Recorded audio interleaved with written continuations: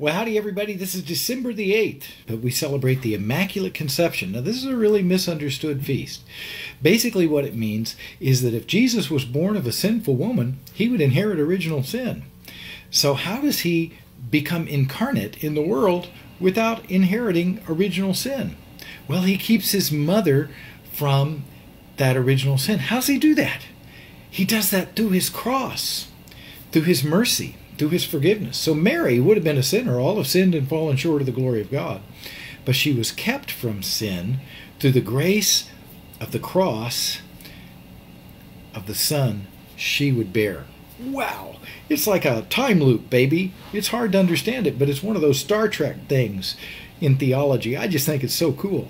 So, if he hadn't been born without original sin, he couldn't have borne anybody's sins on the cross. And if God was not his father, if it was just a sinless father and a sinless mother, he could have borne the sins of one other person. So in order to bear the sins of all creation, he had to be God. In order to bear sins of a human being on the cross, he had to be human. And in order to bear sins of another on the cross, he had to be without sin. So his mother was kept from sin. Wow. It's kind of which came first, the chicken or the egg? Well, that's the thought. And the East and the West, we differ as to, and even in the West we differed, whether or not she was kept at her conception or from the very beginning. The whole of the Christian tradition has a chorus. She was without sin from the womb.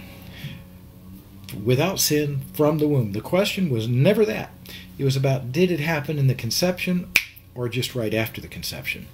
That was the question. The Easterners believe that, and the Westerners believe that God kept her bang at the moment of her conception through the merits of the cross of the Son she would bear.